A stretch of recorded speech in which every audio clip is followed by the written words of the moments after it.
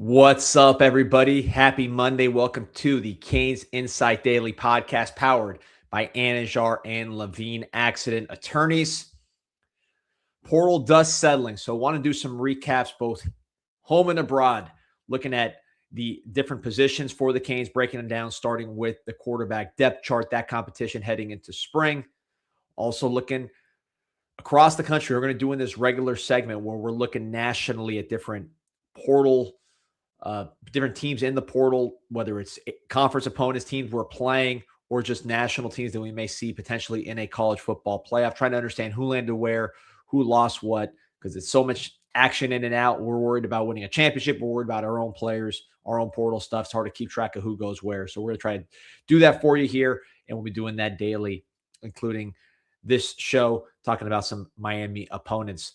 For some folks that you don't need to know where they're at. They're always in the same place as Anajar and Levine Accident Attorneys. If you or someone you care about has been injured in an accident, you could be entitled to significant compensation. Dial 1-800-747-FREE, 1-800-747-3733. Take back control of your life with Anajar and Levine. Pete, hop in. D, good morning. Morning, man. How you dealing with this cold? You got the frozen iguanas by your crib? No, man. We get frozen roosters over here. But no, there no iguanas over here that have been cited as frozen just yet. Yeah, the beach we have like a million, so they're just coming in scooping them.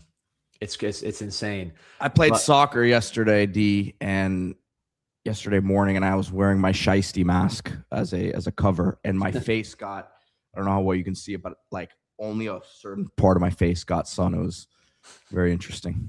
Yeah, man, you're like a skier. But it's 40-something degrees here in Miami. When the sun's out, it's nice. Sun's out right now. The weather's actually perfect. Dude, it feels like yesterday was 28 when I woke up. So that was crazy. In the morning, it's nuts. Yeah, when the sun's out, it's manageable. I'm sure these players are out there working out, doing their thing. Mensa. What Mario say though? What Mario say? You know, there's no such thing as cold weather, just soft people, something like that. That's right. Mensa was smart. He jumped on the jet ski right before the cold front hit. Made sure he got his action in. So yeah, I'm sure he'll have plenty of opportunities. Hopefully not too many more. Right. Being outings, but yeah, you got to think that when guys get down to Miami for the first time, they get to experience what they've missed out on by going to some of these other places. No doubt. So let's get into it here, Pete, because I wanted to go position by position because there is so much movement in and out. We kind of forget who's staying, who's leaving, who's going, who's in there. So let's start at the most important position on the field, the quarterback position. Talked a lot about Mensa, but to me, overall, top to bottom, this is the most interesting position for the spring. Certainly a lot more interesting than last year when you had no Carson Beck.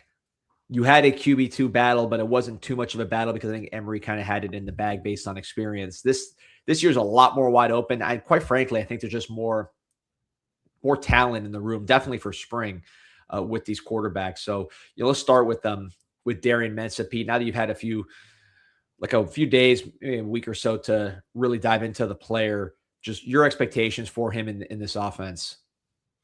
Well, I think the room as a whole, you said it. I think a lot of talent. What makes it interesting is there's so much unknown.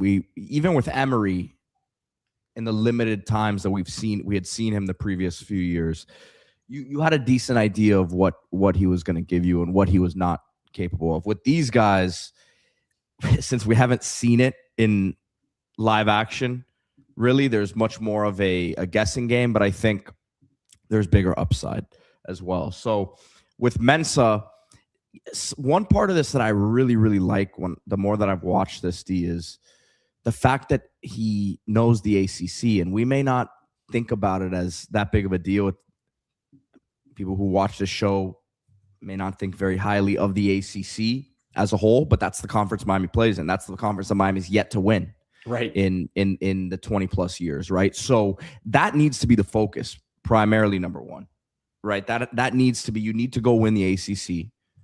Obviously, if things played out similarly to how it played out this year, you're not really thinking about the ACC, but that's probably not how things are going to play out once again, right? So you can't, the fact that he's coming in here with previous knowledge of the conference, to me, is going to go a long way in navigating this season. No doubt. You look at some of the specific opponents that we play next year. So you go you're at Clemson. Well, he was at Clemson last year, won the game 46-45. It was probably his most spectacular game. Statistically, highlight reel-wise, 361 yards. Cooper Barcade had 127. That was at Death Valley. So really no change here. You're going to the same place. He's seen it before. North Carolina, which we are at North Carolina, right? So same thing.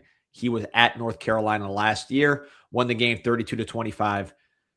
Didn't have a huge statistical game, but was efficient and got the job done against Bill Belichick and the boys, 32-25 win. So he's I'm telling you, D, that Halloween night game is giving me some spookies already in Chapel Hill. I think we lost to them on Halloween back in 2004, I want to say. With Connor Barth, the kicker, right? Yeah. I want to say that was Halloween. End. It was some sort of holiday weekend. I remember I was in New Orleans. But yeah, tough loss there.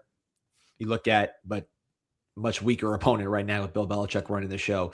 Also, top of playing Clemson. Never going to miss your shots. At Clemson, at North Carolina. Also, we're going to be at Wake Forest. So they played Wake Forest last year as well. Good team. That was a home game, but they put 49 points up in that one and played really, really well. So again, these are all teams that he's beaten and seen. Of course, we play Duke. He knows that defense extremely well, having played against it in practice. So a lot of experience for Darian Mensah against not just the ACC, but the teams on this schedule. And some of the teams that he didn't play were teams that Miami as a team played last year. Stanford, Pitt, Florida State, Virginia Tech. So really, pretty much every ACC team, either Miami played them last year or Mensah played them last year. So I think there's a lot of turnover, obviously, with the portal stuff, but I think it still helps to have familiarity. Yeah, no doubt. Wake's going to be an interesting game too, D. They have some similarities to me to the trickiness of SMU. Yeah, Wake was 9. We'll talk about Wake here in a little bit. They're on my list. Like I said, we're going to do some national portal breakdowns. I think that's really what helps you understand these teams with the modern era. It's not just like looking at returning starters. You really got to study the portal, who's leaving, who's coming in, to understand what these teams are and what these projections mean, rankings, all that stuff. You really have to understand the portal. So we're going team by team with the portal. Wake Forest being one of the two first ACC opponents along with Stanford. Those will be the first two teams we look at because, again, going kind of in order of the schedule a little bit, and then we'll be going national as well. So we'll start with those teams today. But Wake, 9-4 last year. Really, really good team. Really good turnaround by Coach Dickert, going from 4-8 to 9-4. And that's definitely something that you're glad that Mensah's faced that defense once, because it's a tricky defense and very successful. So, Mensah, we talked about a bunch. Point guard. What I find interesting as we go down the roster, put Judd to the side because Judd is his own unique case, which we'll look at in a second. But if you look at Mensah, Luke Nickel, Darian Coleman, I really think the things that are going to put Mensah in a position to be successful are the same things that'll work for those two. They're just very, very similar players. They're athletic, but they're really not going to run the ball. You don't want those guys running the ball. Nickel's probably the best runner out of all those guys with his strength. Maybe Darian Coleman, we'll see what he looks like when he gets here, but Nickel certainly at 200 plus has the best body to run. So none of those guys are really going to be running threats. They can move around, but really you want the ball leaving their hands fast. They have good arms, but again, I don't think you want them necessarily driving the ball down the field all the time. You want the ball leaving their hands fast. They throw with great anticipation. They throw with great accuracy. They're just similar kinds of players to me. And I think this is the first time. You look at our quarterback room, you had Ward. His backup was Emery. Couldn't be more different. Then you had Beck and Emery, I guess pretty similar, but different certainly than a Luke Nickel, who likes to move around a little more and it's not as big. So now you kind of have more alignment aside from Judd Anderson. Let's just probably start with Judd since he's the guy with the most experience, Pete. So Judd Anderson, just looking at some of the specs on him, 6'6", 230 from Macon, Georgia. He transferred to Warner Robins in the Atlanta area for his last season. Started his career in a wing tee. Did well in that season at Warner Robins. Got to the third round of the playoffs at a high level, 5A, almost 3,000 yards, 2,900 plus, 33 total touchdowns. But when I see Judd, I just look at the physical tools, the size at 6'6", 230, the ability to run, which I've seen in practice. You see in his senior highlights, I think underrated. And then basketball, 19 and 16 as a sophomore, as a big man. So the double-double machine on the basketball court. Give him a chance to play quarterback as we watch some of these highlights, which are really fun to watch. Let's give him a chance to play quarterback. You see, but really to me, when it comes to Judd Anderson, if it doesn't click this spring, I would say go the Blake Bell route and play tight end. So I don't know what you're seeing there.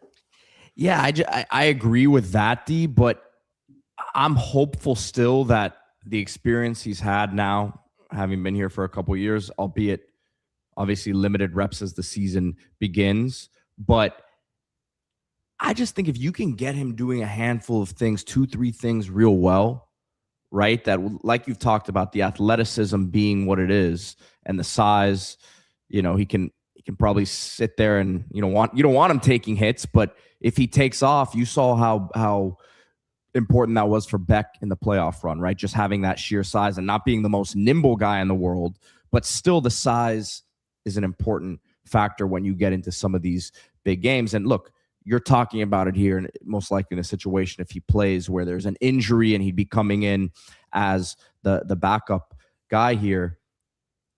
I think the tools are exciting, but again, it's such a leap to say, hey, this guy's going to be our starter or our number 2 quarterback going into this season when you just haven't had a chance to see anything on the field. And normally, it's going to be one of the backups is going to be a guy who doesn't have experience, because that's just how the room is shaking out right now, and that's why we're going through it. But yeah, man, if he can make the simple throws, knowing the talent that he has around him, D, I like the upside.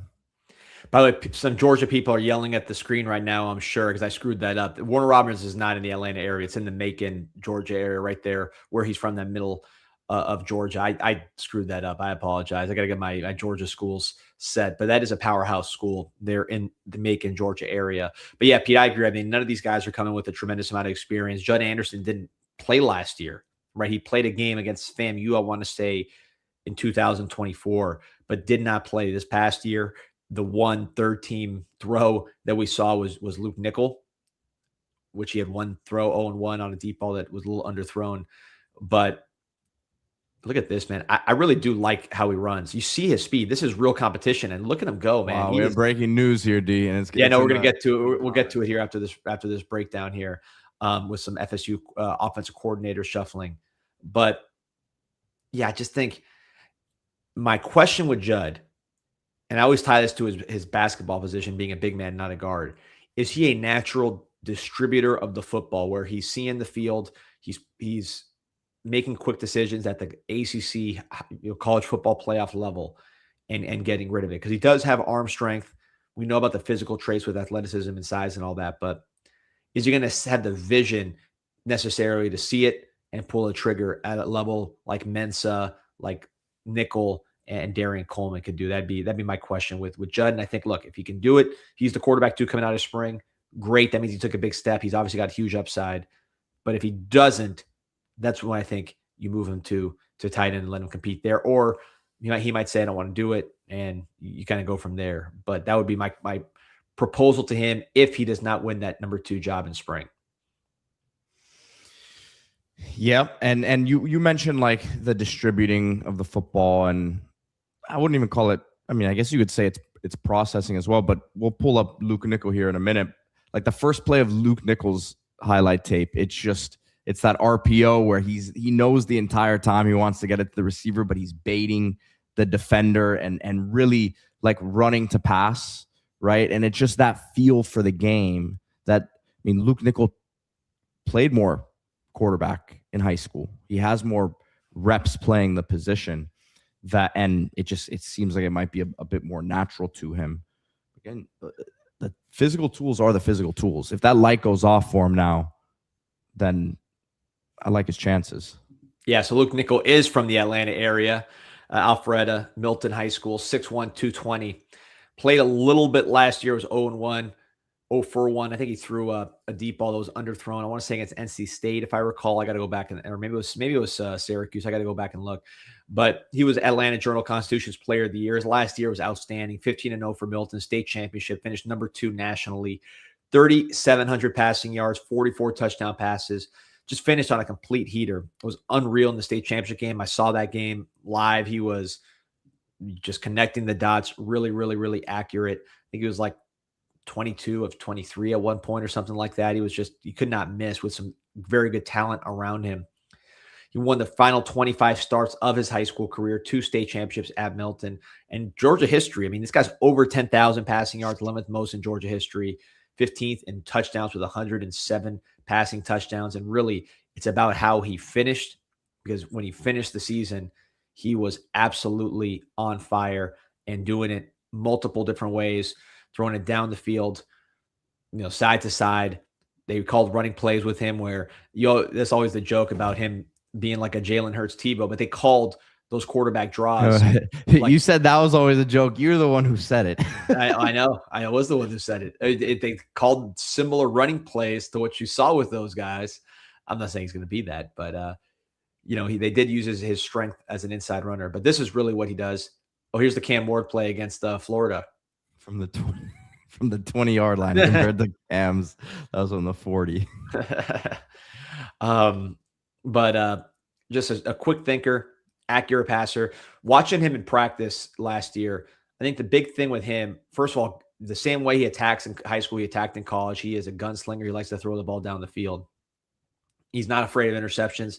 He didn't throw a lot in high school, but when he got to Miami, look, he did throw some, but he showed a short memory. Throw an interception and come right back dealing. Really looked good in the spring game with Malachi Toney. The question with him, I think the issue with him, and I don't think this was his fault, it definitely wasn't his fault, is that he would play a lot of third team with like walk-ons. We didn't have the greatest wide receiver depth, so he was playing with a lot of walk-on players who, when he would take these chances, didn't have the athletic ability to really make him right in a way that maybe the starters would. So I think that led to some INTs, because he still played the same way with the lesser players in terms of being aggressive and trying to make plays. We didn't have the players around him. What excites me about this quarterback battle for all the guys is, let's say your starting 3 are going to be, I just picked random 3s. I think Cam Vaughn's going to be in here somewhere. Let's say Cam Vaughn at X. Let's say Vandrevius, or let's say Cooper Barkate as the flanker. This could easily be Vandrevius Jacobs. Let's say Cooper Barkate as the flanker, and then Malachi Toney in the slot. Now you get to the second team. Let's say you go the flanker being Vandrevius Jacobs, split end being Josh Moore. Just for purpose of discussion, let's say Dalen Upshaw starts playing in the slot. Your third team in that scenario, Milan Paris, top recruit, Samorian Wingo he's at the X, a split end. You have Samorian Wingo as the Y, who's borderline 5-star, and Vance Spafford in the slot. I mean, that's pretty good 3 groups of wide receivers that you can go to. So all of these quarterbacks, including the second and third stringers, and it's going to alternate. Like the guy who's number 2 is not going to be number 2 every day. There's going to be a competition. They're going to rotate, and they're going to have legitimate receivers to throw to. And I think that's going to allow this competition to be a lot more meaningful than some of the stuff that we saw last year, where both Judd and Nickel didn't really have a chance based on the guys they were throwing to. Yeah, very good points there. I think similarly to how I said with Judd D, when we're looking for who's going to be the number 2, I guess my concern with Nickel right now would be, and you mentioned some of the reasons why, but can he dial the gunslinging mentality back a little bit? Because as the backup, like with Judd, again, if he can do the simple things, then I like his chances.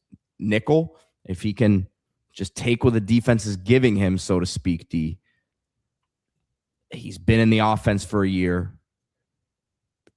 I mean, he should be the favorite, hypothetically, for this backup position, right? You'd think so, given that he got the snaps when they were there and not going to Emory, who's no longer there. And Pete, look, I think Emory's, everything I heard about him character-wise and toughness-wise is great. I'm happy he's going to East Carolina. I'm going to root for him. For what I like in a quarterback, and I'm just a schmo with the microphone, that's not my type of quarterback. I just don't see the athleticism to get it done. And I don't mean running, I mean fluidity, coordination. Everything to me looked too hard and too mechanical for what I prefer in a quarterback. And again, Shannon knows a lot more about quarterbacks than I do, but that's just me.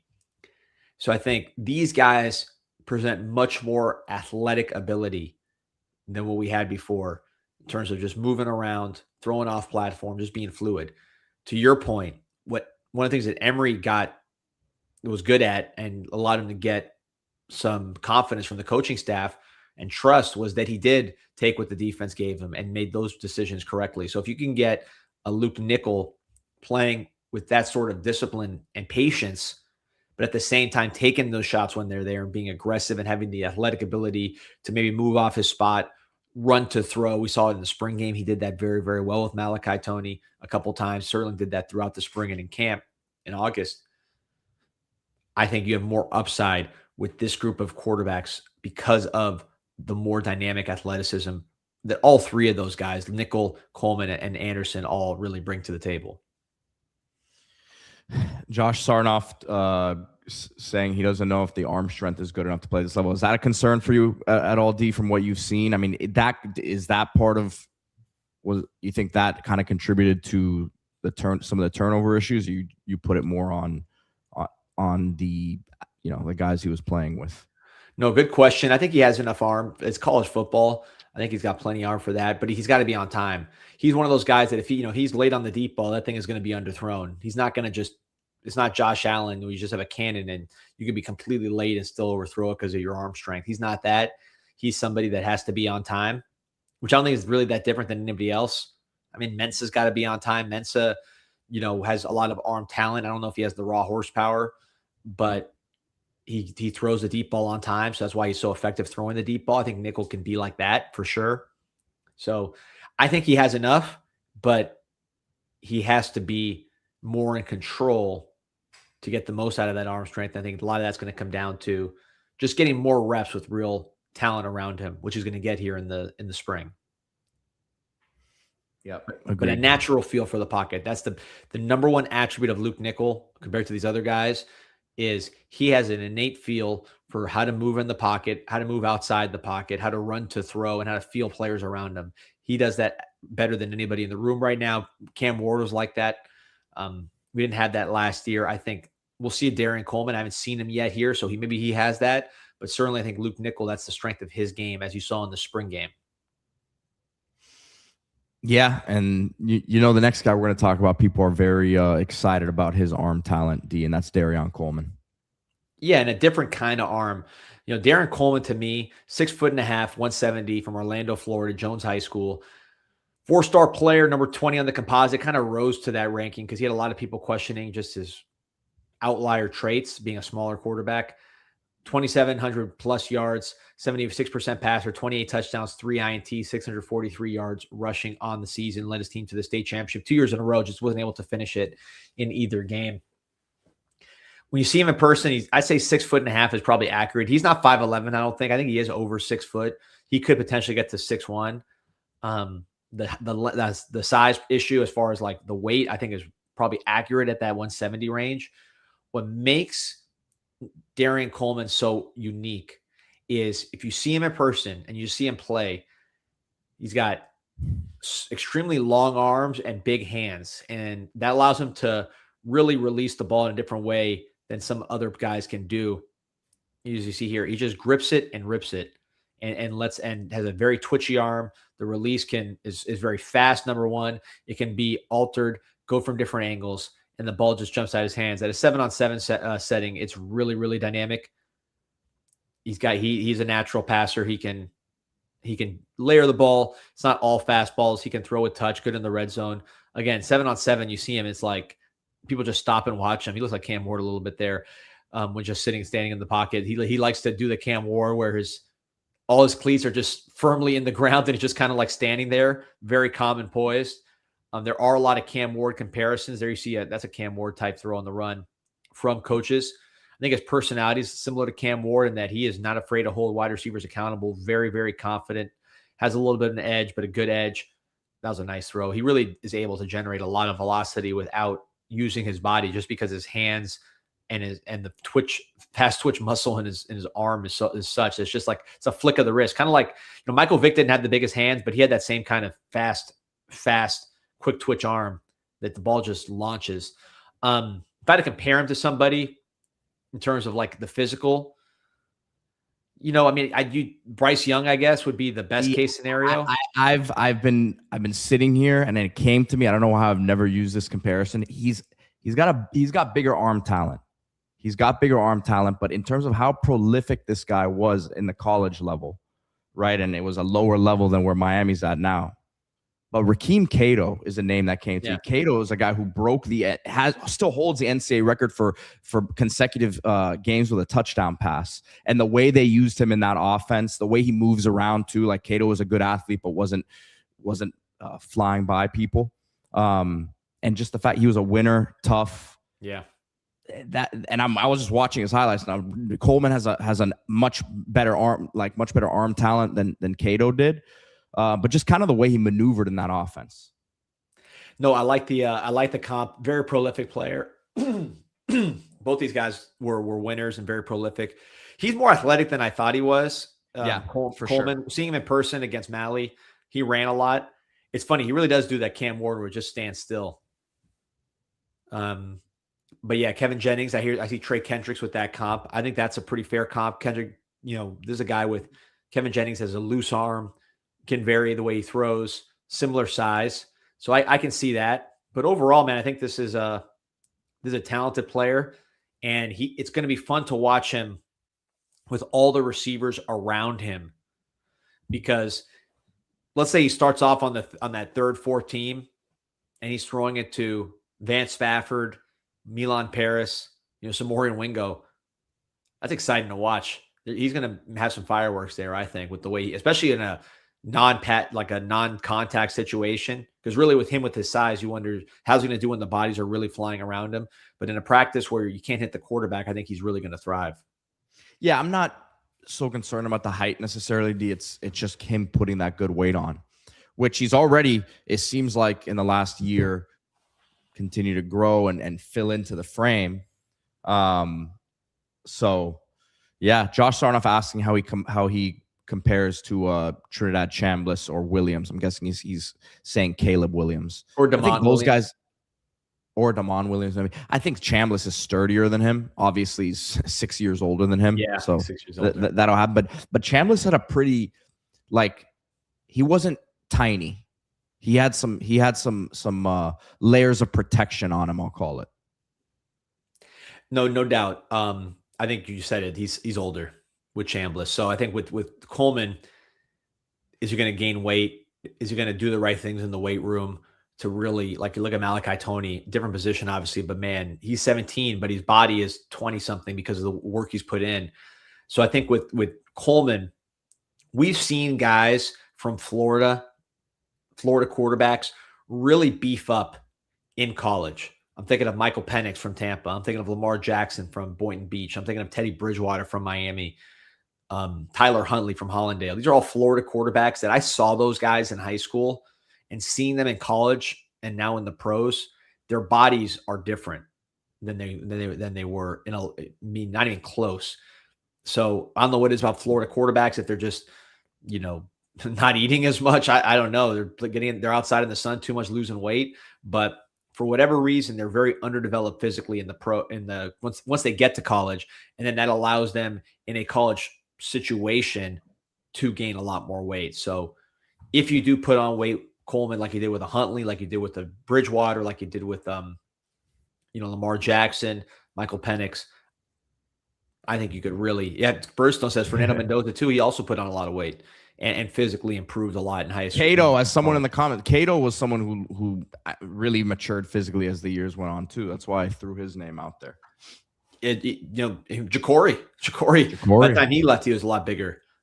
So we'll see how his body. CJ Bailey, we see what CJ Bailey's doing. Great example. Yeah. So we'll see how his body grows. Talking about Coleman, but I do think he's got a chance to be really, really good. And I think this is a great setup for him, where the same offense you play with Mensa, like everything you do to help Mensa succeed, that will also help Nichols succeed and will help Coleman succeed, because they play that same style. Spread it out, let him rip. No doubt about it. So, Pete, we do have some breaking news here. So, Coming out of Tallahassee, as always, the news coming out of Tallahassee is going to be negative, and we love that. We want to celebrate that. And here we go. I don't think it's a huge surprise, and there is actually a Miami tie to it, but Gus Malzahn has retired at the ripe old age of 60. That's how bad FSU is. You got guys retiring at 60 years old. And then look at the new coordinator. Yeah, listen, I don't know, D. That doesn't sound too bad to me. Oh, Tim Harris is the offensive coordinator. So Tim Harris Jr., Ice Harris's son. Happy for him, man. That's big opportunity for him. Huge opportunity for him. Again, happy for him getting that chance. He is a Miami Hurricane alum. Did not play football. Which I always wondered how this guy not play football. He was one of the best 400-meter runners in the history of the school. He played in high school, though. No, I'm sure. I mean, his dad was the coach. I'm pretty sure he was. He played at Booker T in high school. So, I guess he was just a super elite track athlete. And he was great, but it's amazing, you know. Now he's a football coach. It's an interesting path. Obviously, his brother Brandon Harris played for Miami football and was an All-America type player for Miami, second-round pick of the Texans. But Tim is the one that's being promoted to offensive coordinator. He had a stint at Miami, if I recall, right, as running back coach. Tim Harris. He did. Yeah. He did with Mario. So, I want to say he was Mario's first running back coach here. No, really, wasn't that Kevin Smith? Maybe I'm wrong. Yeah, I think Tim Harris was before that. I could be wrong on that. But Tim Harris, the guy's been around, still a young guy, always been sort of a rising player. What I'm curious about here 2023. So that was 23. That would be with Mario. That would be his first year. Yeah, so he was the running back coach after Kevin Smith. Yeah, you were right. Man, what a Kevin Smith was with Manny. I remember that. Kevin Smith left when Mario came in. So, anyways, yeah, I'm getting old. Anyways, Gus Malzahn announcing his retirement. Well, the question here is going to be: is Harris going to run Norvell's offense, or is there something else entirely going on? Because I thought it was weird that Norvell is supposed to be an offensive coach. He's certainly not a recruiter. He's not a guy that wins with talent acquisition. So if he's not calling plays, what's he really doing? His play calling and game planning from people, I mean, I think that was his biggest strength, right, D? That's what you heard, right? That was the reputation. That's why I was like, from people around the NFL, at least, like talking to them and who would go in there and scout and stuff, like they always thought highly of Norvell as a play caller and guy who could, like you said, get a lot out of what he had there. But I mean, that was probably from the outside looking in, a thing to kind of save his job, so to speak, bringing Malzahn in, right? Mm-hmm. Yeah, I think it didn't work. Now that his job's saved, he says I might as well just lean back on myself here. Yeah, let me say it differently. It did work, right? Because you're right. He kept his job, but it didn't work as far as the team being any good. It's amazing he kept his job. But really, if you look at the FSU, which was a complete disaster, their offense with Malzahn was not like the worst part of their team. So if you look at the points per game, Florida State, which was obviously an awful team, 29 points per game, 40th in the country. Not great, but I've seen worse. Total offense in terms of yards per play, 22nd in the country, 6.2. So their offense really wasn't terrible. Certainly was on fire before we played them.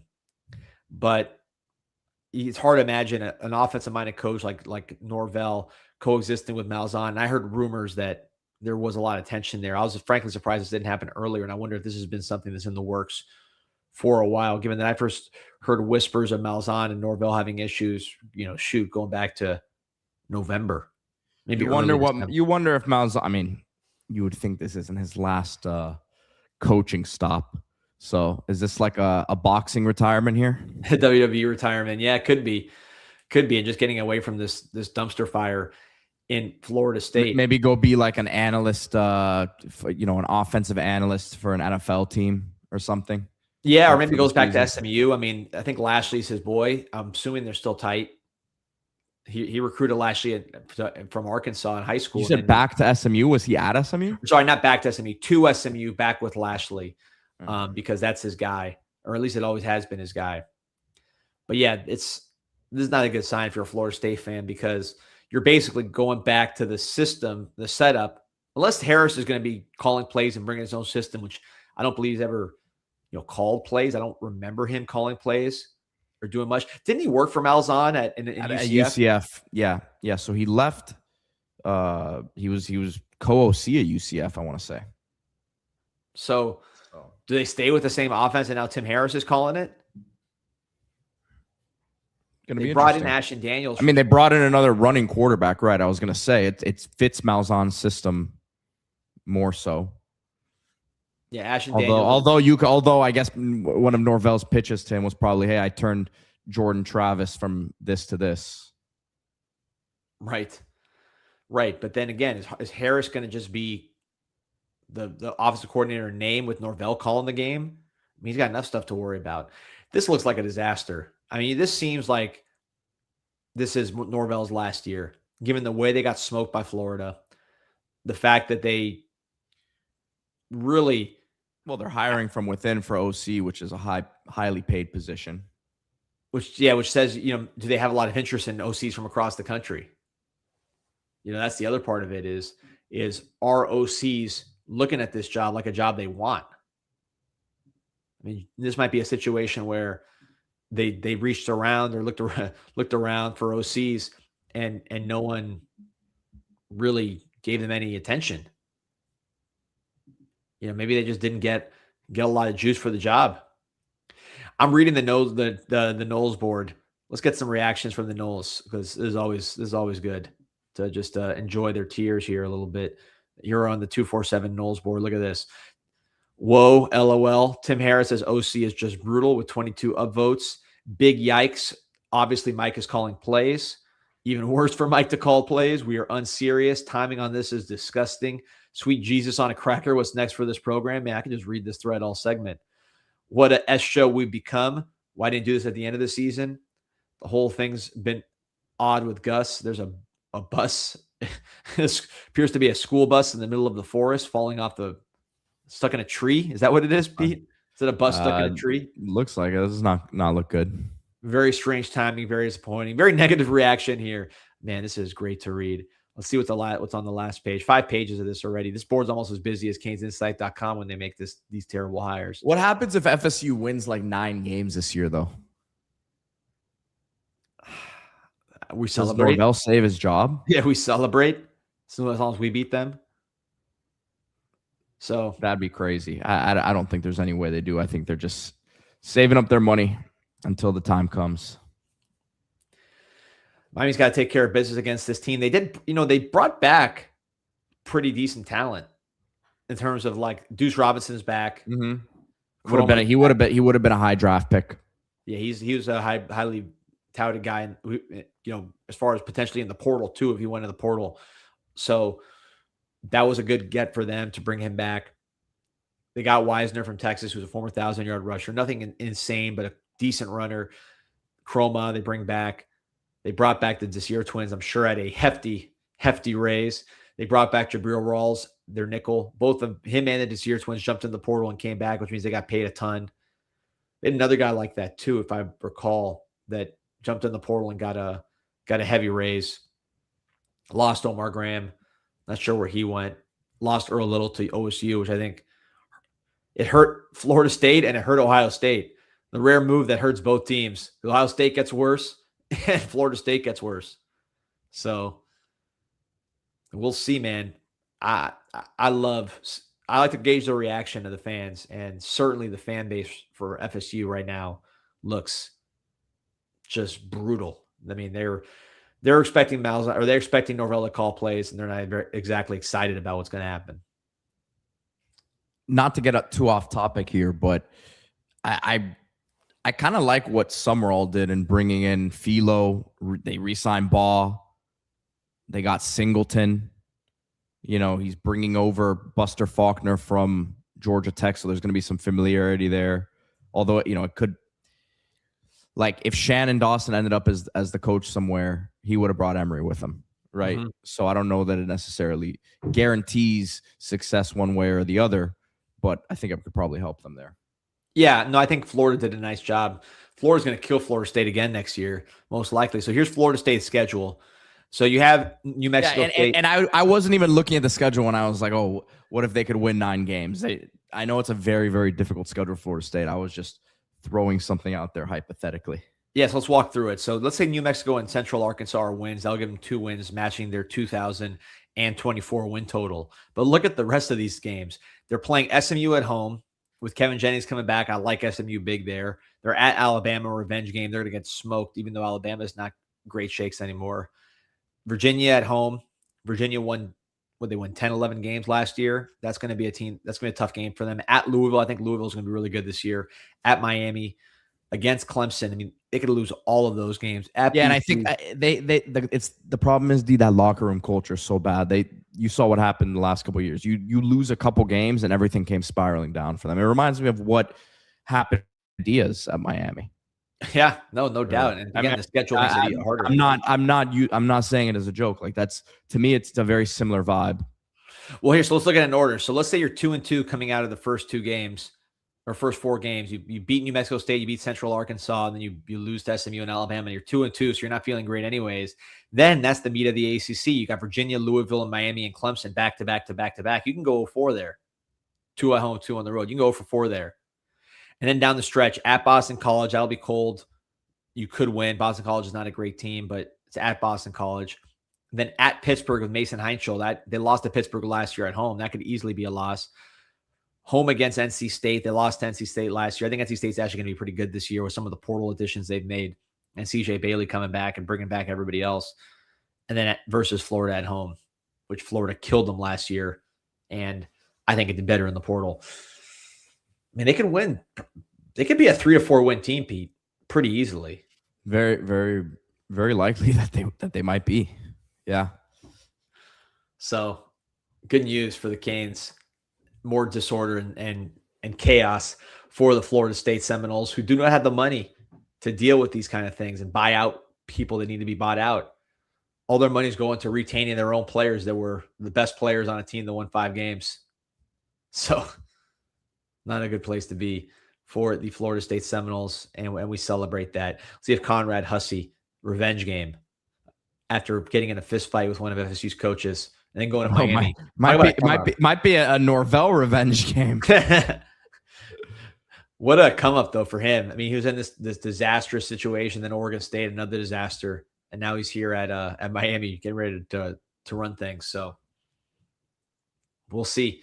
Interesting setup there in Tallahassee. Wish Tim Harris the best as far as professionally, but I like Tim Harris, good guy, man, and hopefully, like you said, hopefully he can show enough this year as the OCD that he, with the team's success or lack thereof, doesn't completely mess up his next opportunity. Exactly. Let him come back to Miami.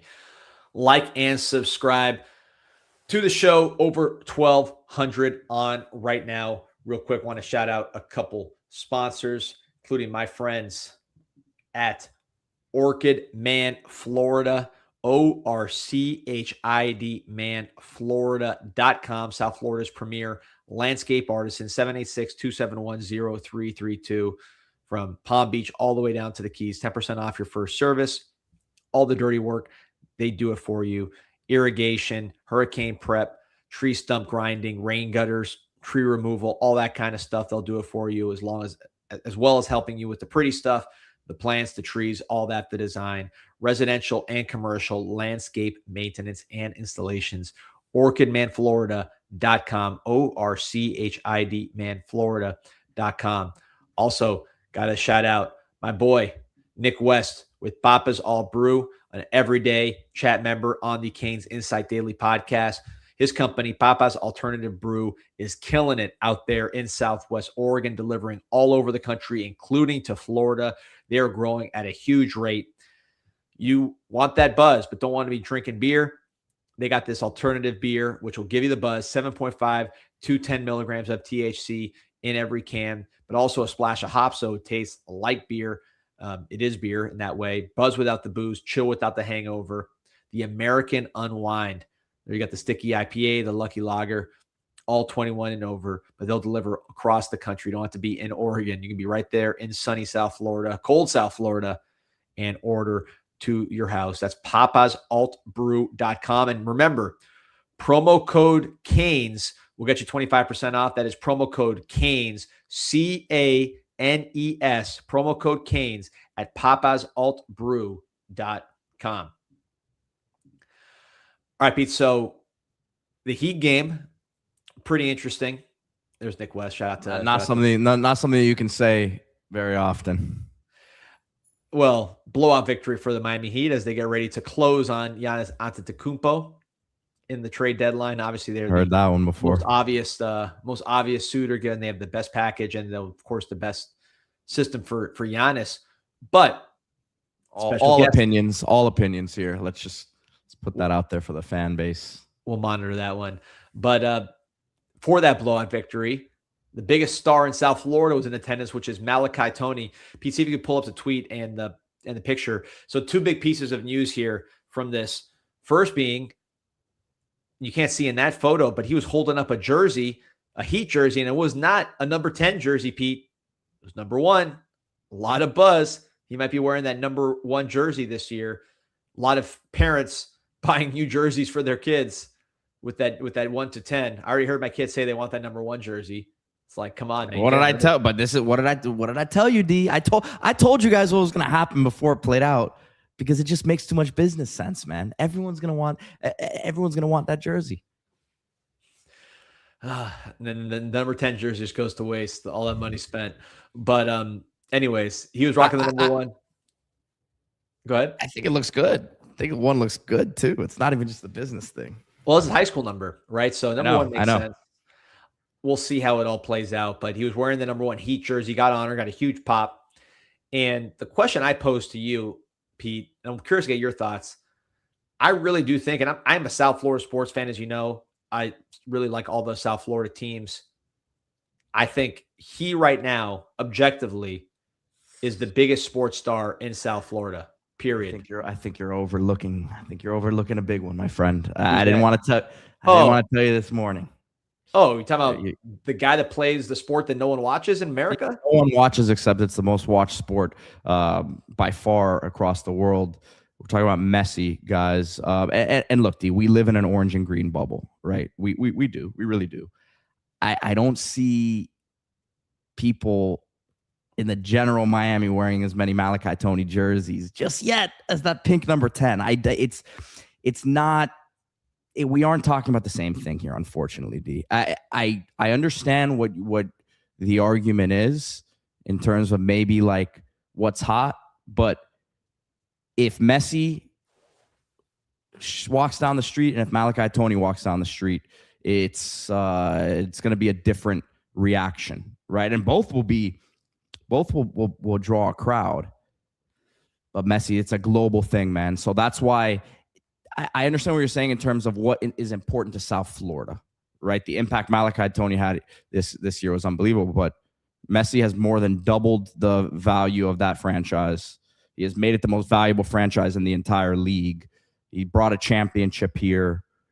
So, like, I get it, but I'm not going to let you just take that leap when the numbers are, what they are. Yes, after Messi. Not even close. Yes, after Messi. I would say in countries where you have to use those weird adapters and you get, thrown in jail for tweets, those kind of countries, I'm sure he is probably the most popular.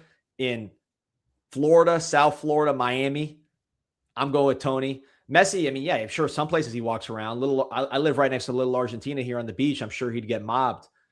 You put him in Miami Gardens. You don't think Messi gets mobbed in Coral Gables? Maybe. Miami Gardens, he's not getting mobbed. Stop. Homestead, I don't think he's getting mobbed. South Miami, Messi will get You won't even recognize him because he just looks like everybody else. He's like a little short Hispanic guy. I think he'd stick out, man. I think you're really underestimating the global star of Messi, man. I don't know. I don't want to go in on this one because I obviously am as a big of a supporter as Mally as anybody, but this is not Messi's bigger. Make no mistake. Messi is in the world is bigger. So like if you're saying like the biggest global sports star in Miami, he would be the one. So he's the most global star in the world. I would also throw Ronaldo in there. I mean, we have Michael Jordan here in South Florida, who is a star. Yeah, he's not an active player. The country that matters in the other countries. So, I mean, I would put Jordan over Messi because USA has to factor in.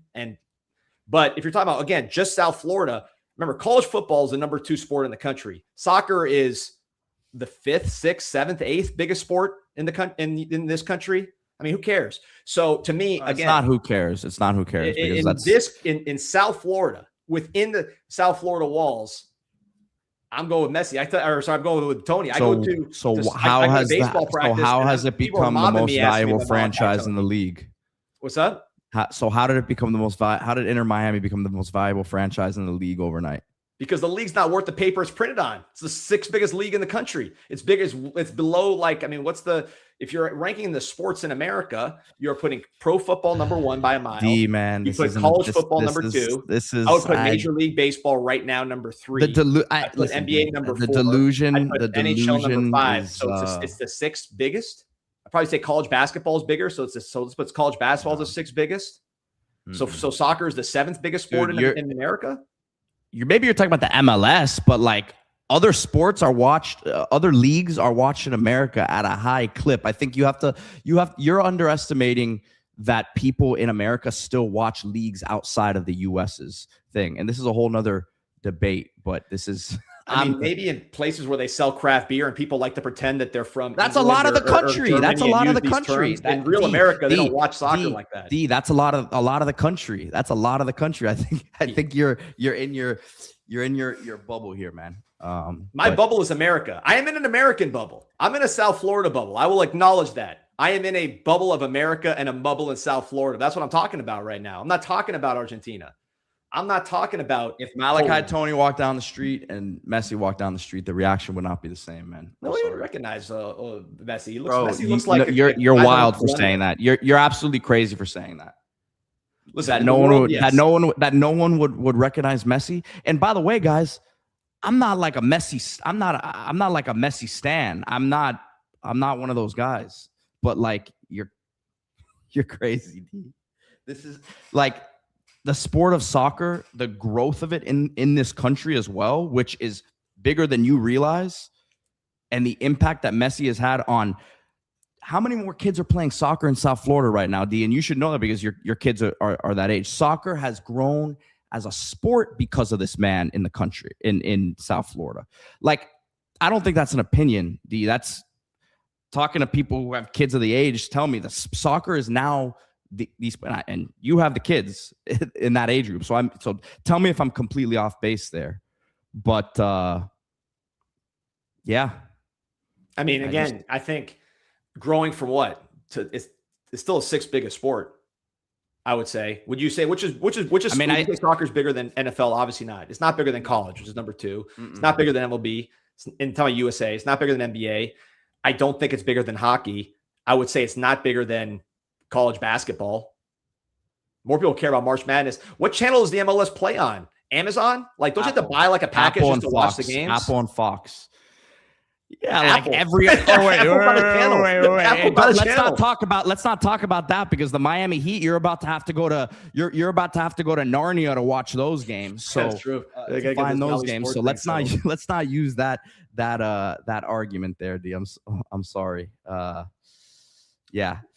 Look, global. I agree. He'd be the 2nd biggest global star in USA in South Florida because you got to put Michael Jordan number 1 because Michael Jordan conquered this country as well as other countries. So, I mean, you can't be the biggest star and you're not a star in USA. So I think Jordan being a star here and a star globally is the biggest. I put Messi number 2 globally. But in terms of South Florida and like what people here care about, this is football country, baby. So I go Malachi Toney ahead of anybody in the Dolphins right now with with Tyreek Hill being hurt. And Waddles is popular, but he's not as popular as Mally. Certainly the Heat don't really have star power right now. If they get Giannis, he would probably rise. I think what you're missing too here, D, is we are in Miami. We are in South Florida. There are people from other countries, a lot of Spanish-speaking countries that live in South Florida. We have to keep them in account. They live here, that they are in South Florida, and they are huge Messi fans. There's a lot of people who are connected to the game of soccer down here in a bigger way than I think you are aware. Thank you, 22 Greenwich. 30 million people watch Miami, Indiana, watching Malachi Toney score a touchdown. We're not talking about the MLS. We're not 1 million here, 4.6. We're not talking about the MLS. I understand he plays in the MLS. That's what you're not understanding. It transcends that. Do you understand when he plays for Argentina and how many do you understand I can't even quantify it. Global, I'm giving it to you. I'm talking about South Florida. I'm talking about when I go to the fields out here and I talk to people. South Florida is one of the most global cities in the world. Come on, man. Yeah, I live in Miami Beach. I know how they get down. I got the Argentinians right here at 70th Street, a few blocks down from me. They tore down the streets when Argentina won the World Cup. I'm talking about Malachi Toney. Talk about Toney and Messi walk through Weston and Doral. They will run right by Toney. Not first of all, those are American cities. It's not like they're just all Venezuelan immigrants out there. Yeah, but I agree with this comment. People saying that people in Miami don't like soccer. You live in a bubble. What bubble? Listen, it's how many people do they put in that stadium? Well, remember, they're all. That's another thing. They're built. Did Malachi Toney get a stadium built for the Hurricanes that I'm unaware? He didn't need one. He's got a 70,000 seater. Oh, he doesn't need a stadium by the airport. The Dolphins have one, but anyways, I'm just saying, man. We talk about impact and biggest star. I love Malachi, man, but not even. This is not in South Florida, homegrown, the real deal. The second biggest sport in the United States of America, in the free world, is college football. And there's no bigger star right now in college football than number 1 for the Miami Hurricanes. So that's where I'm at. But I see a lot more Messi jerseys than Malachi. Look at this. Flava is getting bored just by even talking about soccer. Even in a case, the numbers keep going up here, D. We're at 1,400 live now. I don't know that that's the case. The Miami Angel says, I'm with you on how soccer's not huge in the USA, but let Argentina national team play at the Hard Rock. No matter who they play, Argentina will sell out Hard Rock. Canes rarely have a sellout game. They'll be sold out with Argentinians. I'm sure. But where do they live? How many of them live down here, D? That's where not as many as South Floridians and Miami folk, Broward people. Like, we got more than a couple neighborhoods of Argentinians. They're right there. I all day. I'm going to run down there and get jumped for doing Malachi this show. Toney and Messi have a walk down. One of them walk down. Each of them walk down different sides of the street. That crowd's going to be way bigger for Messi in South Florida. And listen, when Malachi Toney needs a bodyguard with him on the, following around on the field, then you tell me. He doesn't need one. He weighs 190 pounds. Mally can handle himself. He's not a 150-pounder. He doesn't need a bodyguard. Okay. You see Mally block, he doesn't need a bodyguard. Come on, man. Oh man, this is not one that I think you thought through very, very much. I thought it through. Again, in South Florida. Not the biggest global star living in South Florida. I'm talking about in South Florida. So that's what I'm saying. Depends where you go. So that's what Cortez Curtis is saying. Depends on the street. Where's he at? Depends on the street. That's what I'm saying.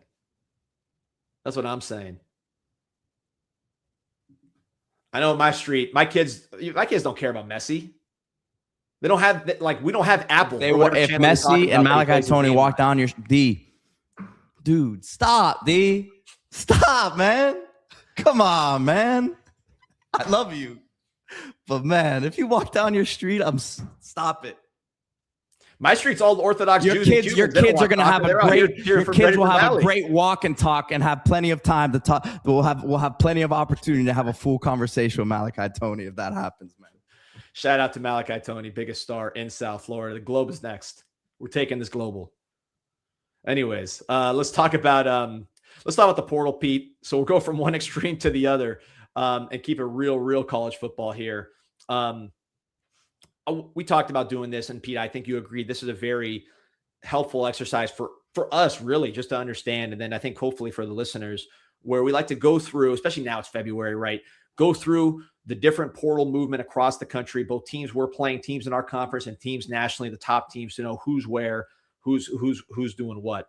And I think in this case, let's start with the first two real opponents Miami plays. I know they have some FCS opponents and G5 opponents, but in terms of the teams that we have to really focus on to start the season, Stanford and Wake Forest, what are they bringing to the table? So let's start, Pete. What you want to start with?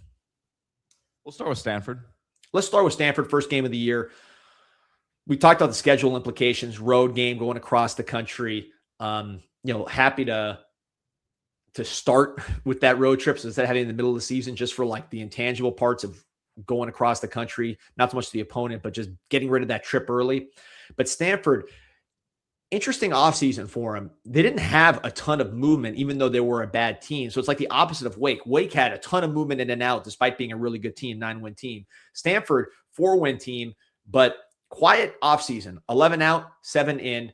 Andrew Luck, of course, the GM, getting this thing started. Brought in the new coach, Tavita Pritchard. I believe he's from the Washington Commanders, former Stanford quarterback. And you look at Stanford, it starts at the quarterback position. Elijah Brown, who Miami faced, moves on to the University of Washington. I guess he wants to be a backup. I'm surprised he did that as opposed to coming back to Stanford. Only started 3 games, so it's not like he was like a total locked-in starter, but a former top 300 recruit. We played against him. He moves on. In comes Davis Warren from Michigan, 6-year senior, 6'2", 195.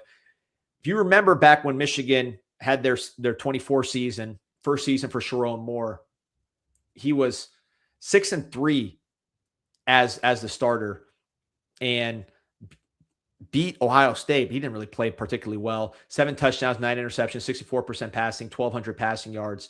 In the bowl game where they beat Alabama, he tore his ACL. So he spent the year rehabbing, got a medical red shirt, got another year of eligibility. And last year was, I guess I said last year was first year Sharon Moore. Last year was kind of a mixed year where guys were suspended, right? Anyways, he gets hurt in the bowl game, sits out the whole year. I thought he was retired, Davis Warren, but he's coming back to be the quarterback for Stanford. There's some other names in there, some walk-ons. They got a pretty good recruit, Michael Mitchell, who was committed to Vanderbilt, but decommitted when Jared Curtis came in. The name I'd watch potentially, Dylan Rizek, from South Florida. I believe he's from Broward, who started 4 games for UCF last year. He's there at Stanford competing, but ultimately, I think just big picture. His brother played at Miami. Yes, he did. I thought Rizek might come here, but goes to Stanford with a chance to compete for the starting job. Just seems like kind of a messy situation there at quarterback. No pun intended, right? He'd probably have a better chance of starting at quarterback than some of these guys, the names they got, Pete. But just it is weird though that with Andrew Luck there, that they weren't able to land like a more high profile name. I know he's not coaching, but he's very involved, and like I think Ron Rivera's impact at Cal has been seen, right, D? Yeah, big time.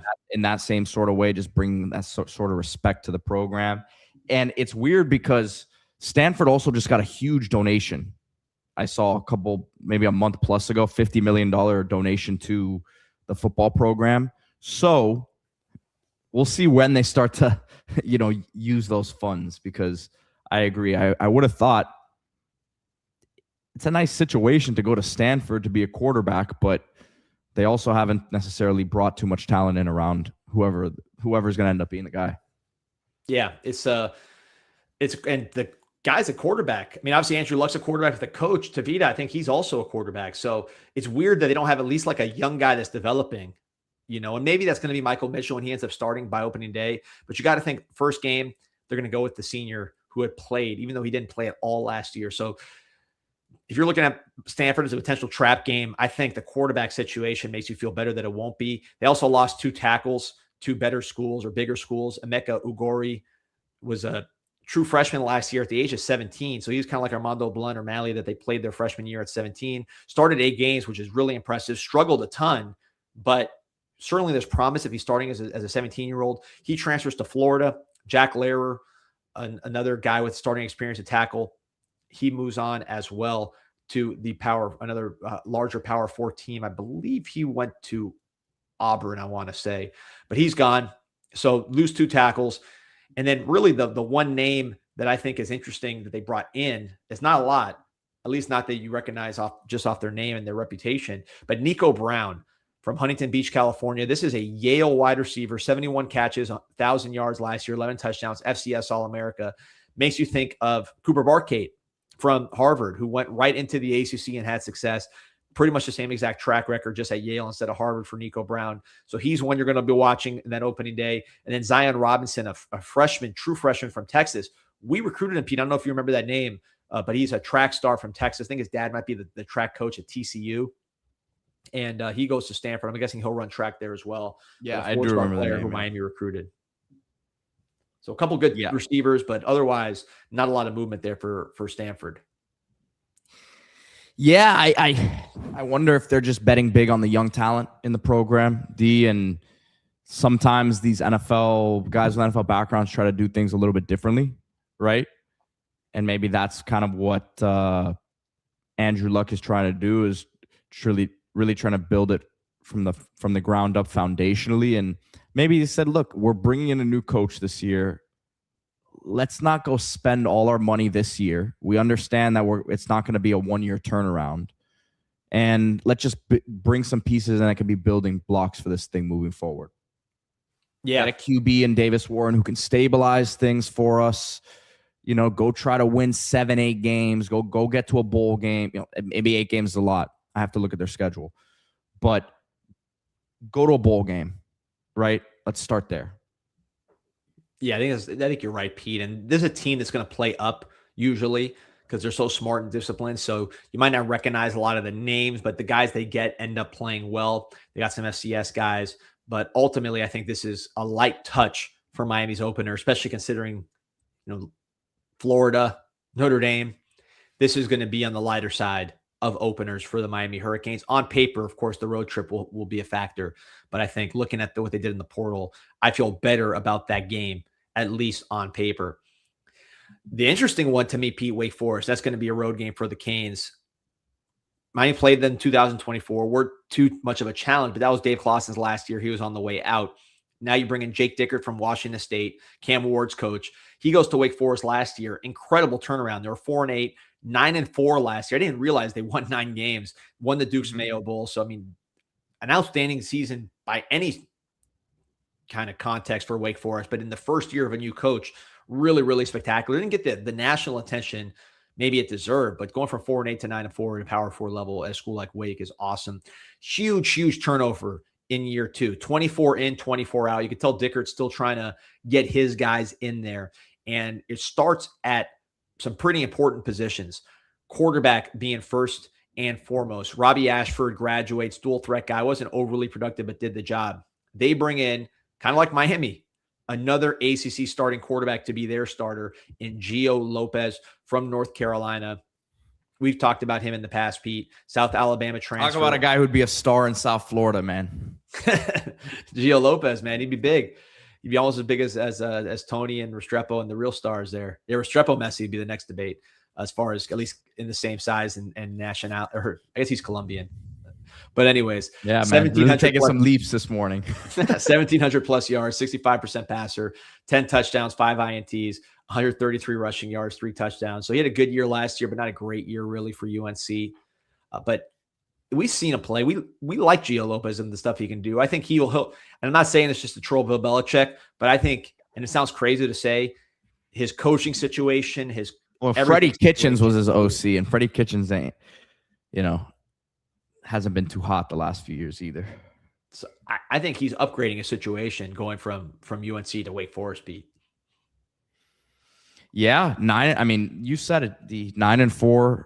I think it's a program on the with some upward trajectory. It's a place I believe you can recruit to as well. You have a lot of surrounding competition there with the Carolina schools, but small school, nice campus, and there is a lot of talent in that area, right? There is a lot. I think there's a lot of talent that we've seen over the years.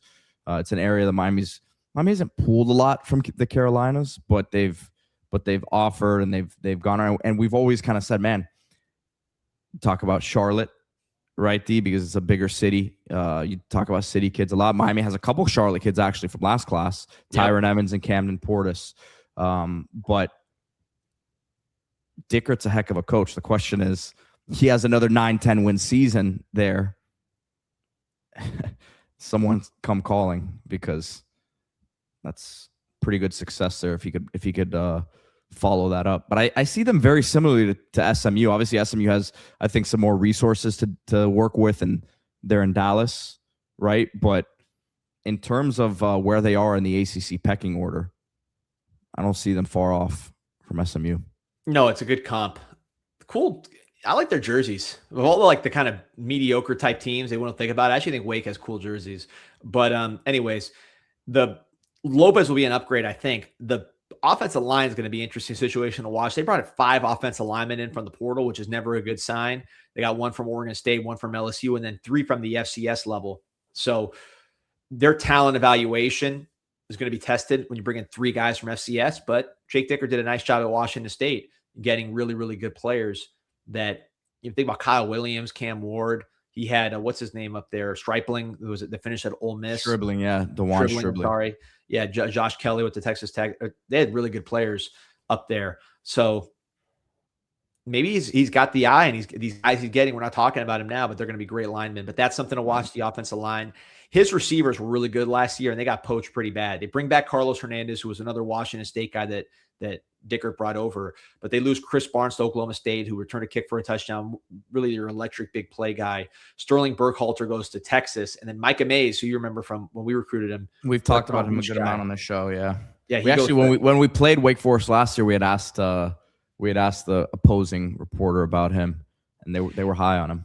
And he ended up going to Florida. So you lose 3 receivers to more prestigious programs, let's say. That's going to hurt your receiving core. They do add, though. Wow, man. D giving Florida a little bit of credit there. More prestigious. I didn't say they were better, because Wake Forest. I know last year. You did choose your words very carefully there. Oklahoma State too. They probably would have beaten them as well. Go Pokes. But yeah. So more prestigious programs historically. They lose three good receivers. But guess who they brought in, Pete? Nye Carr, our old friend from Colquitt County, Georgia. I think that's a great move for him, and a smart move for him, because it's not just, some of these guys that are 4 stars, 5 stars, whatever, highly ranked players, he was a top 75 player coming out. They go to the shiniest school, the biggest name kind of school, whereas really they should go somewhere where they're going to play and they're going to be coached. And I think at Wake, they just lost 3 receivers, so he's going to play, and I think he's going to be coached very well also. So Nye Carr could be one that we got to worry about when the Canes play against Wake Forest, because we know he's going to be hungry to make some plays. Good pickup for them, and someone that we're going to have to deal with. You know what's going to come in the comments, D? People are going to say, what? Are you saying that he wasn't getting good coaching in Miami? Oh, no. He's getting coaching. What sometimes you see guys go leaving the portal, and they'll pick like Florida State, right? Let's say Nye Carr went to Florida State because they're a bigger name program than Wake Forest. But that's bad coaching. That program's collapsing. It's a more prestigious type of program historically, but you're not necessarily getting the coaching you're going to get at Wake Forest. So I think leaving a Miami for more playing time and getting good coaching at Wake was a smart decision, as opposed to just being the 3rd or 4th receiver that some bigger program brings in. You've seen that happen before, right? And then those guys end up transferring again with much less value after failing at 2 spots. So I think good move for Nye Carr.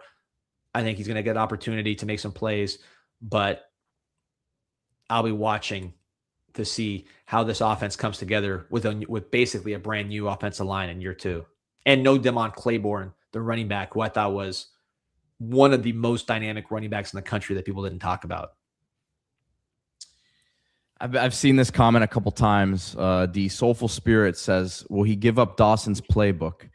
Guys, there's a lot of transfers going on, man. If we wanted to be paranoid about the playbook getting out there, I think every single coach in the country has the same concerns with as much as stuff that's going on. So I'll just leave it at that. Yeah. And then, of course, the Kevin Beard comments. I don't know when this narrative started. Do people not like how our receivers have? Let me ask you this, chat, all the Kevin Beard people. Have our receivers underachieved the last 2 years? Because I could say the 2024, They were the number one offense in the country and nobody got drafted. Would you call that underachieving, Pete? I'd call that overachieving in a major way. And then this year, they all block, which is coaching. Beard can't make these guys run faster, jump higher, but he can help them block and buy in. They're doing that. And then Malachi's, surpassed Messi as the biggest sports star in South Florida. So you got that going. I just got a text about that from one of our friends saying it's officially off season, huh? That's it, baby. But yeah, I think if you look at this body of work of Kevin Beard, other than like some players that people had high hopes for not playing because they weren't playing as well as people that played ahead of him, who's underachieved with him? I don't see it. CJ Daniels and Marion, we got every bit of their production. Marion had his best season ever. CJ Daniels statistically didn't, but in terms of contributing to a winning team, obviously did. And then Malachi was a star of the world. So what did they want him to do? Of South Florida, not the world. That would be Messi would be the star of the world. So what do they want him to do? What more? I have not heard anybody make a rational argument why Beard is hurting our wide receivers. People forget how bad it was. Again, with Manny, I keep going back to Manny because people forget where it once was. And do we want there to continue to be, elevated talent? I think they just went out there and did that now in the portal. But Drago makes a good point. He says, before Coach KB, we had no consistency at wide receiver. Look at them now. Consistency has been key. Do you remember all those debates in the last 10 years and discussions we had about, man, they're just dropping the football. They can't hold on to the football. They aren't playing with effort, right? It's one thing to not have. And then remember, it was like the second coming of Jesus Christ when KJ Osborne stepped in the room. It's like, oh my gosh, there's a guy who like is on the jugs machine after practice. Right. What you remember? And we're like, wow, this guy works hard. Unbelievable. And it ended up being true. He's an NFL guy, right? And he had talent. It wasn't just work ethic with him. But we're coming from that, D. 100%. By the way, I agree with you 1,000,000%. But I want to hit this one. This is, to me, the worst argument I've ever heard in my life. This is argument. People here read what they say. They go, what wide receiver, all caps, by the way. We like you, Bucks, of plenty, but this is dead wrong. All caps, what wide receiver have we had drafted under KB? Exactly. Exactly. You have guys that run 4.9. Guys run Kevin Beard didn't go run a 4.9. If that guy runs a 4.7, he's getting drafted. We had the number one passing game in the country by far in 2024. And don't tell me it was Cam Ward, because Cam Ward had way worse numbers with much more talented receivers at Washington State. Washington State had Kyle Williams, a second-round pick, Stribling, who is going to get drafted this year, Josh Kelly. He had better receivers talent-wise at Washington State than Miami. His stats were way worse. Look at his Washington State stats. Look at his Miami stats. Look at the offensive stats. Not even close. Okay, so Canes disagrees. He says Cam did that. Why didn't he do that when he was at Washington State? Because if you look at Cam Ward's numbers at Washington State and Miami, they were significantly better at Miami. It wasn't even close. It wasn't even the same universe. Forget draft grade, which you've talked about plenty. The numbers weren't even in the same universe. The offense at Washington State was like 50th in the country. We were number one by a mile.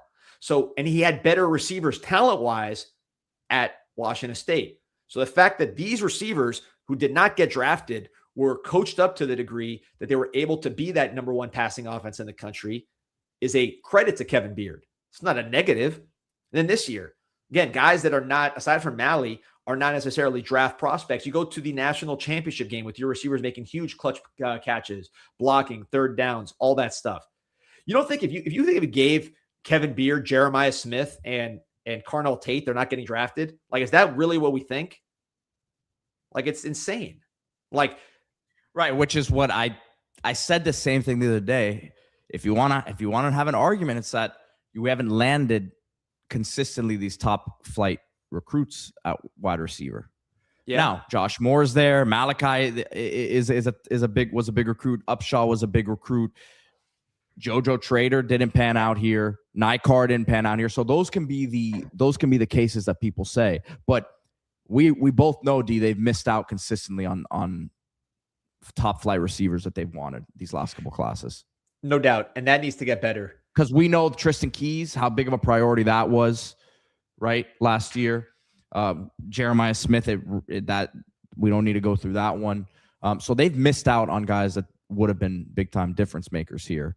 But working with what he's had, 1,000% has been. Yeah, I think you made a good point, P, which is the guys he's added lately. Obviously, Malachi Toney was him too. I'm not saying it was only him. Like that was under his watch. Malachi Toney. That would be more, but that's more my thing than to say that he's not a good coach is a completely. And again, there's other factors involved in not landing guys, right? You didn't have a quarterback in place when it was Jeremiah Smith time, for example. But that's the way I look at it. And he's saying, we landed top. Well, maybe it's a fair point, which is, we did land some top recruits in terms of Nikar, JoJo, Chance, Robbie Washington, and Herrera. Why didn't they see the field? I mean, I can tell you why. I saw him in practice, and with Nikar, not consistent catching the football, not as strong as he needed to be, just not consistent in practice. After his first spring was good. After that, he was pretty disappointing in practice. I think he has talent. I'm excited to see him at Wake. We just talked about him, but I can't lie and say the guy was tearing it up. JoJo, I mean, did you guys see anything on the field from JoJo that made you want him to play more? Aside from his name and his reputation, he dropped the ball every chance he get. And I think JoJo's going to be a great player at NC State. I love the fit for him, but it's not like he was doing the things he needed to do to see the field. Chance was injured constantly. Robbie Washington got 200 yards at Coastal Carolina. And then Ray, I just think, never really fully made that transition from running back to wide receiver. So I'd say those would be the reasons for all those guys not playing. And the offense obviously did well without them, considering they were the number one offense in the country in 24. And then this last year, they went to the championship. So, I think that's the story with all those guys. But, does he have to recruit better? And then, but good point by Birdstone too. Sorry. He says, does KB not get credit for Colby Young and Zay Horton? Zay Horton developed for sure. He might get drafted, and he made a huge leap under Kevin Beard. And Colby Young was like a JUCO nobody, very raw, who developed. And D, I know people will just say, well, that's the talent that he is, but like, you don't get any credit for having Malachi Toney ready as a 17-year-old freshman. Like, why can we pick and choose on certain guys? Like, why are we allowed to? Why as fans and podcasters can we pick and choose? We gotta be consistent across the board. If he's gonna get discredited, or if he's gonna be the reason why one guy didn't make it, we can't also say, well, Malachi was Malachi, and that's the only reason why he's doing what he's doing. No doubt. I mean, look, there's a great point here by JoJo Gunna, which is, Ray, his best thing coming in was his returns. I thought, okay, at a minimum, this guy's going to be a good returner, right? That was kind of at least my evaluation coming in, that at a minimum, this guy's going to return, which has nothing to do with Kevin Beard. But did he do anything as a returner? Was that Kevin Beard's fault? Well, Kevin Beard is getting blamed here by Juan Manuel, who doesn't like KB, saying, why didn't he keep Zay Horton? Zay Horton had an offer for more money at Miami and didn't have a quarterback at the time. He wanted to go play with Ty Simpson. I don't know how many times we have to go through that one. Had nothing to do with that, so I don't know. Yeah, he didn't have a quarterback, exactly. And look, we replaced him with CJ Daniels. Is anybody crying for that trade, given the season we had? I think Horton might have more NFL upside potentially, but in terms of like how it worked out for the Miami Hurricanes winning football games. Soulful Spirit says y'all know Mally came in ready. No, I guess the coaching had zero to do with it, man. Yeah. By the way, Mally as a 17-year-old true freshman was way better than Mally as his last year at American Heritage. Now, I think the biggest reason for that is himself and the work that he puts in to improve. But he made himself what he was, but he also had coaching to get him along. Just like Jeremiah Smith made himself what he is, and then Hartline helped him along. The guy, it's very rare that somebody who's not a self-motivated machine becomes a star. The coaching is not going to turn a player that's not motivated at all into a star. Jacoby George is somebody who could have gone both ways, and we got the absolute most out of him. Bam McCain with a good comment here. He says, Heartline gets credit for developing 5 stars, but KV doesn't get credit for Mally. Yeah, I mean, that's how it goes, man. I don't know. Heartline was consistently landing the top 2-3 receivers in the country, but they all are. I mean, who was the Alabama receiver coach when they had Jalen Waddle, Devontae Smith, and Jerry Jeudy? Was he the best receiver coach in the country? They just did a good job recruiting. Now we got to get to that point at Miami now that we're rolling. So that's a challenge for Beard and the staff. But so far, so good. It's not a pretty good receiver class last year with some highly rated dudes, and we're in on some great ones this year. I think we'll get Nick Lanier as a 5-star, some other 5-stars that's showing significant interest. So we'll see there. Pete, before we wrap up, I wanted to get to this comment. Our boy Josh Pate, who we talked to before the championship game on Canes Inside podcast, says, is way too early top 25 rankings as Notre Dame number 1. Now, what he's smoking. I don't think that's crazy. I mean, I think Miami's going to be in the top 5 in that mix, and we're always going to have a number 1. But as far as like Notre Dame as number 1, I don't think that's crazy at all. They did a good. We'll go through their portal class in a few episodes, but they did really good on the defensive line transfer portal class. Their offensive line is pretty stable. Their defensive backfield and linebackers are exceptional. Their quarterback, to me, is probably the best quarterback around. At least we'll see how Mensa what he has to say about it. But I think Carr is as good as anybody. So I don't think that's a crazy ranking. They have an easy schedule aside from us. Hopefully we coming into the year, motivated. Yeah. The coaching is good. I mean, I don't think that's wrong at all. Who would you have number 1 before we really dive into it?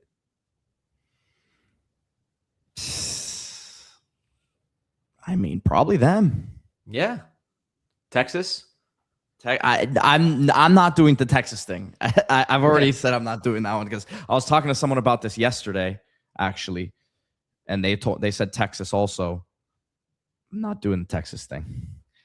I think Miami has a case. I think the only thing with Miami is last year you had Mawanoa, Bain, like guys that you knew were like superstars of college. And this year, I think you got more projection. Mensa could be that. When I see Mensa here, and if he's throwing the touchdowns every 2 seconds, I might be excited to put Miami their number 1. I think they're going to be top 5, but I have no problem with Notre Dame. And Miami will have a chance to show the number 1 in South Bend. So let them be number 1 because Miami will have a chance to prove that. Getting some texts about this messy situation, D. I'm sure full unanimous support for my position. No comment. All right. Well, I'm sure everybody in your group chat uses the word match and kit and all these like random. No, this is British my slang. Brother. This is from people that these are your people, man. These are your people. I don't want to divulge too much info, but this is it's a take that will be discussed. I'll say that. I love it. I stand by it. I'll print it on a shirt. I'll walk through Little Argentina. I'm going to go to Little Argentina right now to get a lunch. I'll be on 70. I'll be at Manolo's right now in about an hour. I'll wear I'll get my son's number 10 jersey. It might not fit, gain a little bit of weight, but I'll get some sort of Malachi Toney memorabilia and I'll roll out there and I'll be like, hey guys, have you heard about the biggest sports star in South Florida? Number 10. And then I'll let them know who number 10 is. Number 10's Lionel Messi, man. All right, P. Well, listen, you got some meat to sell. What's going on? You got something to sell? Yeah, well, I'll be at, of course, Lomelo's Meat Market. Hit lomelos.com, promo code CIS10 for 10% off your order. If you are nationwide, you aren't local here, you get shipping across the country there. And then also, if you're local, mention Canes Insight in store for your discount. But yeah, D, I'll be back live again this afternoon for Canes Insight PM here. Should be at 3:00. Stay tuned. Should be having potentially a guest or two on here. So be around for that. I'm going to be going 3 times a week here in the afternoon on top of this morning show. So remember to like and subscribe to the show. And as always, if you want to get the number 10 jersey, the hottest jersey in South Florida, you can do that at the Miami Hurricane team store, miamihts.com, promo code Insight20. Get you 20% off your first item. Can also get some Hurricane basketball gear. I didn't want to bring up the Cal game, Pete. I know that was a tough one. I talked about it a little bit yesterday. But you can get basketball gear, baseball gear as that season gets ramped up to go and shoot almost less than 2 weeks for Canes baseball and all your football gear to commemorate this run, including that number 10 Malachi Toney jersey. Promo code INSIGHT20. Get 20% off your first item. Miami Hurricane Team Store, MiamiHTS.com, physically located across the street from the University of Miami next to the Thesis Hotel. All right, everybody, hit that like button, subscribe to the channel. Go Canes. Go Canes.